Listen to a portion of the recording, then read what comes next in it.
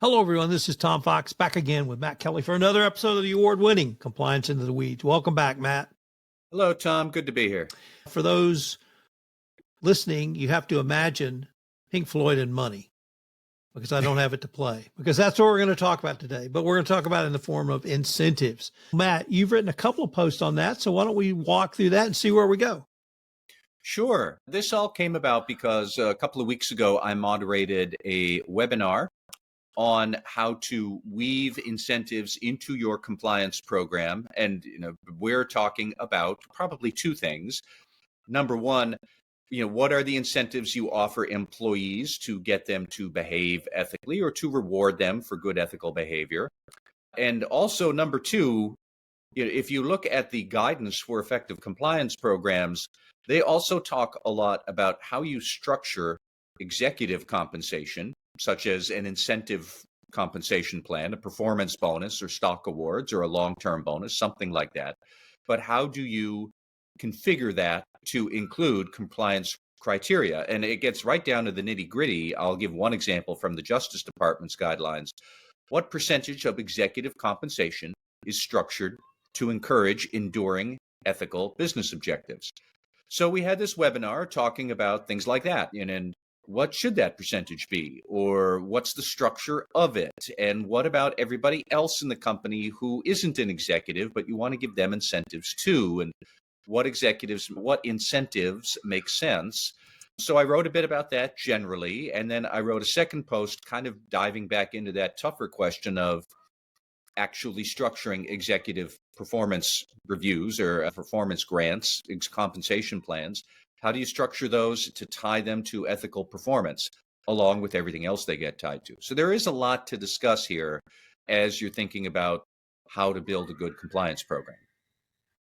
Matt, do you think we really need to have a discussion on the incentive programs at this point? Or compliance officers or companies still not doing enough around this? I think that most compliance officers know that you should do it. I think all compliance officers know it's a good idea. And then when you push the next step, okay, so what's the actual thing that you do? It never hurts to go over the basics for people who might be new to the compliance field. It never hurts to go over some of the nuances and challenges around building good ethics and compliance programs or incentives for those behaviors. Just an easy example. Okay, what are the actual ethical objectives you want to achieve? What are the incentives you would specifically use to try and get them to behave in certain ways? Some incentives might seem pretty easy and straightforward, like completing your compliance training. That's not necessarily going to be the best metric to use or the best thing to give an incentive for, because everybody's supposed to take their training and you're supposed to make sure all your team does its training. But is that the biggest compliance risk your business faces? If it is, worry about that. If it's something else, then okay, how would we reduce that risk? And what are the incentives we would give employees so they take those steps to reduce that risk? It can be a bit more complicated depending on exactly what business you're in, the size of your business, are you publicly traded or not, what industry are you in? We could go on and on. So there's a lot to think about there if you are just getting started on what an incentive program should be. It strikes me, and maybe we should go into part two because you had a lot of interesting things there. But in listening to your answer and having read part two, it struck me that potentially you could use some of these metrics to actually drive compliance down to the first line of defense even more. And maybe before we get to that question, you should explain how you came up with some of the specific incentives going forward. But I wanted to get that question out while it's still on my mind. We can take it maybe a little bit out of order then. But yes, for example, all senior executives generally are going to get a salary and then they'll get incentive compensation. Is that a bonus? Sometimes. Is it a stock award? Sometimes. Is it a long-term profit sharing plan? Could be all three.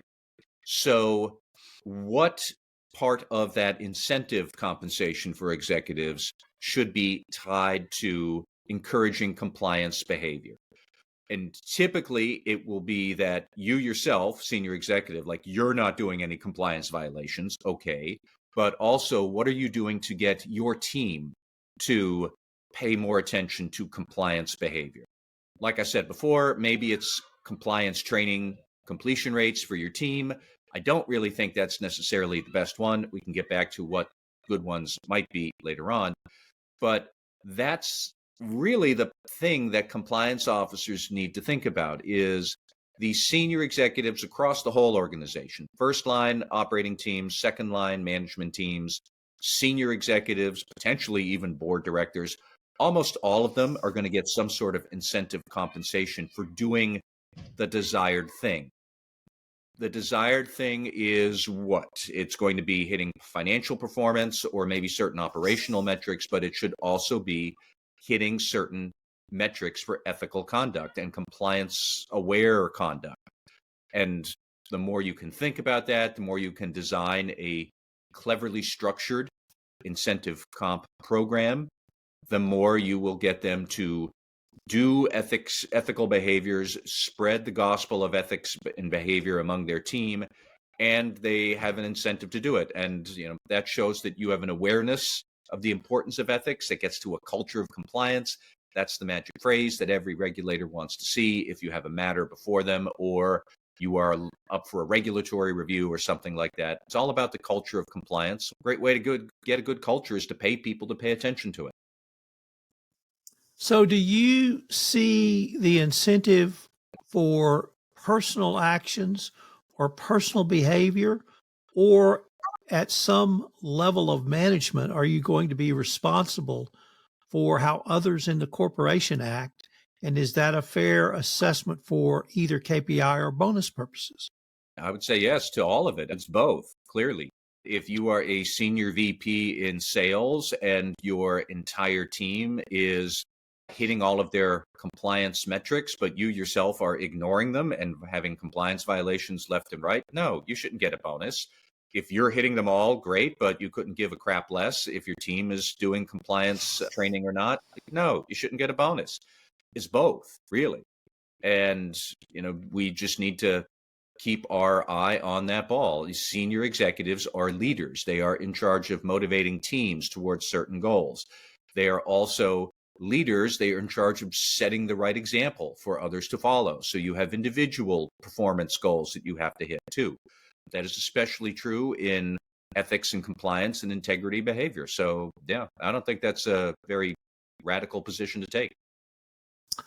How about the different types of compensation that many employees, in addition to simply senior leaders, get? You can have a package of compensation, which might be your salary, which might be some longer term stock grant or stock option. It could be some other profit sharing or other mechanism to further incentivize. I suppose, of course, you could have the $1 trillion pay package that Elon Musk says he must have, or he will not continue to run Tesla. But how do you think about the incentives for each one of those, or are they so different that you have to think differently than you have, at least so far, in the blog posts? I do think that's a good question. Just as a quick aside and a pot shot to Elon Musk, I think that the more we can drive him away from leadership, given the performance of Tesla lately, the better. But anyways, I'll get off of my Tesla high horse now. My Tesla high Model Y. For example, let's say your senior executives get equity compensation, company shares, or they get stock options or something like that, which at many public companies you do. You get an equity award. And you might keep that equity and it accumulates over time because you get more and more shares year after year. There can be a dynamic where eventually most of your wealth, your personal wealth, does not come from your salary. It does not come from the bonus you get. It comes from the equity you have in the company. So you have a stronger and stronger incentive over time to make sure the share prices go up and up. And could there be a scenario where you might be invested, so to speak, in the continuing high price of the equity, that might be the more important thing to you than behaving ethically. And oh no, I missed my $50,000 bonus because I wasn't that good of an ethical leader, but I just made $6 million because of the equity awards going up and up. That's not going to be a hard decision for some people out there to make. I think it'd be the wrong decision, but nonetheless, you have to see where people's financial incentives lie. So therefore, a compensation plan would need to somehow account for that. And this is where we start to stray between what is a clever ethics compensation program and what is something that's so dense you are going to need help from a compliance consultant. I'm not sure.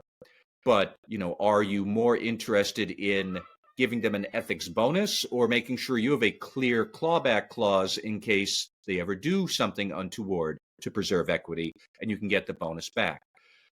I don't know. That's going to be a very fact-specific analysis, but nonetheless, that is a dynamic that's out there that your compensation plan needs to anticipate. So compliance officers might very well find that you will need different types of language in contracts for different types of employees, depending on how much equity they get over time, and how do you make sure that doesn't become such a center of gravity in their personal wealth. That matters more to them than any particular annual bonus for hitting an ethics goal. It's just an example of, this is more complicated and nuanced than you might think at first glance. So you're going to need to think that through, probably with the help of an HR team or a compliance consultant or something like that. What about moving to compensation itself as a potential incentive or disincentive? And what I mean by that is moving away from a incentive back or sales incentive based compensation package to some mix of salary plus incentive, or even moving to away from individual sales to a group sales, whether that group is a business unit, whether that group is a geographic area. We have seen commentary over the years that suggests that moving away from an individual based incentive program can be a way to get people not to engage in bribery and corruption, or at least that was the thought. Could we bring those concepts in as well, or is that something very different than what you're talking about here? No, I think that's actually a great idea. The worst case scenario, if you move to team-based incentive compensation, is you're going to get them to do team-based corruption, which is a lot harder to do than individual corruption because it's a conspiracy and people might flip and rat you out and things like that. But no, you could think through, do you want to give someone a bonus for hitting ethical behavior, full stop? And even if they're terrible at their job and they don't miss their sales goals, they behaved ethically, they didn't have any data privacy violations, they didn't have any complaints of whistleblower retaliation against them or anything like that, great, you get a bonus. Sure, that could work. You might want to think through how exactly you calculate it. Do you start by offering them a bonus and then you deduct things based on what they don't get? Or do you offer them nothing and then you offer them more and more of a bonus depending on what they do? And that might sound like the splitting hairs, but it's not. That depending on whether you want to sort of quasi guarantee a bonus, except it will be adjusted downward, or start with nothing and then adjust it upward if they go above and beyond. Those are very different approaches, actually, when you get into it. And so you could think that through as well. It might be the case that some of these ideas work well for rank and file employees or team managers, people who aren't going to necessarily get a lot of incentive-based pay. Others will work more for senior executives who are in charge of whole teams, who should be responsible for the conduct of others, and who often do get incentive compensation. The point being that this can be complex. So there is no right or wrong answer. It will depend a lot on the size of your business, the expertise you have, either with HR or legal or with an outside counsel or an outside advisor of some type, if you can get that. It'll depend on your industry and what makes sense given each industry's specific risks. I still want to get back to that issue in a moment. But, there's all sorts of ways that this can be done. It really just depends on you doing a thoughtful analysis and taking, cliche alert, a risk-based approach that makes the most sense for your company, which, as always, is what the regulators want to see. Let's pick up on the different industries or different verticals that you highlighted there. Is it really going to be that difficult to figure out what is important for your industry, whether it's regulated, not regulated, whether it's within regulated insurance, finance, banking, or non-regulated? That could be energy, tech, or other. It calls out that some incentives might work for any company in any industry, but others might work better for you and might be the ones worth more of your time thinking about, depending on your industry. So, for example, let's say you're a pharmaceutical company. You do a lot of sales to doctors and healthcare practices. That means you probably host a lot of lunches, you do research symposiums, you have guest speakers and all that stuff. That is all legal. However, it can run afoul of the anti-kickback statute, and that prohibits you from really showering all sorts of splendiferous amounts of gifts and entertainment on medical professionals, kind of in a quid pro quo that therefore you will now prescribe all of the stuff that my company happens to sell. Can't do that. So to navigate the strictures of the anti-kickback statute, you really need to keep meticulous records of which doctors are invited to which events, how much money did you spend on them, who actually showed up, where's the attendance list. There's a lot of documentation. That is the compliance behavior you want to incentivize, because your big risk as a pharma company is the anti-kickback statute.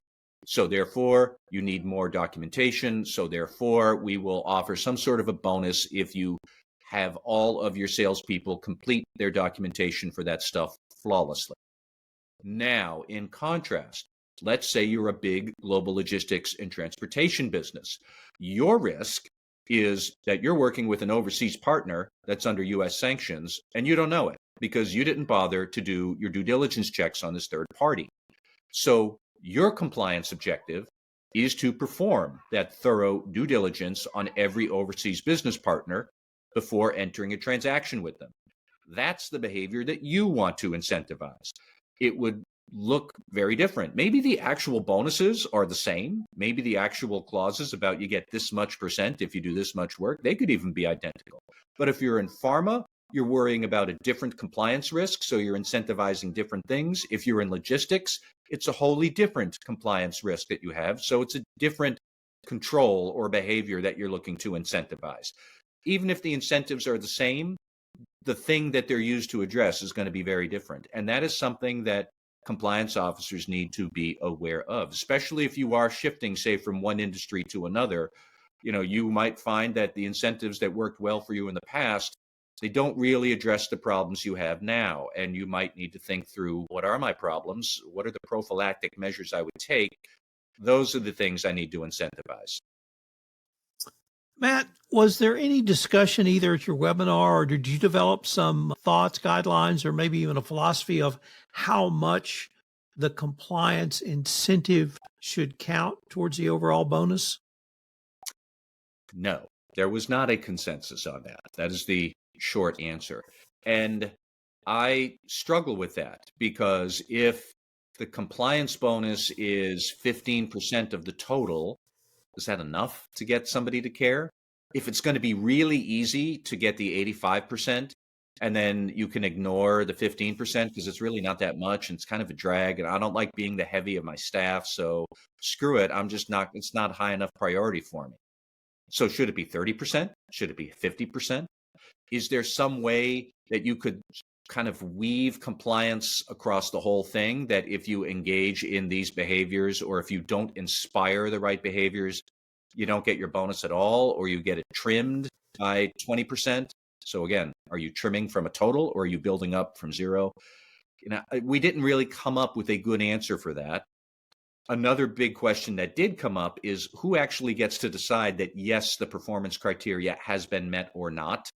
Or if you are in disagreement, the senior VP of the sales team says, yes, my vice presidents hit it all, they deserve their bonuses, but in your opinion, they didn't, and there's that discrepancy. How does that get resolved? That's something that you would have to think about. And having objective criteria helps. Having specific data you can look at helps.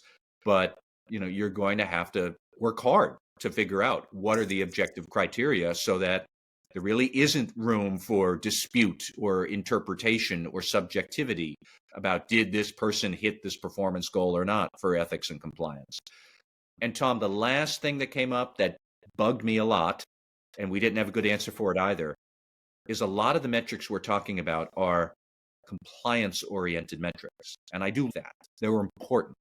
But integrity oriented metrics are somewhat different and they're harder to get your head around. How much of a bonus would you get for turning down a deal that was really lucrative, but the business partner was super sketchy? So you're getting more of a bonus for turning down a sale. That's somewhat counterintuitive or internally inconsistent, but it's the right thing to do. We want to reward the right thing, but figuring out how to do that's tricky. And that's another one where I struggled mightily to understand what is an integrity incentive and how does that work in the real world? Because it's not the same as a compliance incentive and a compliance metric. Matt, would seem to be a good stopping point for this podcast. I hope we can continue this conversation, though. Thank you very much, Tom. I hope so too.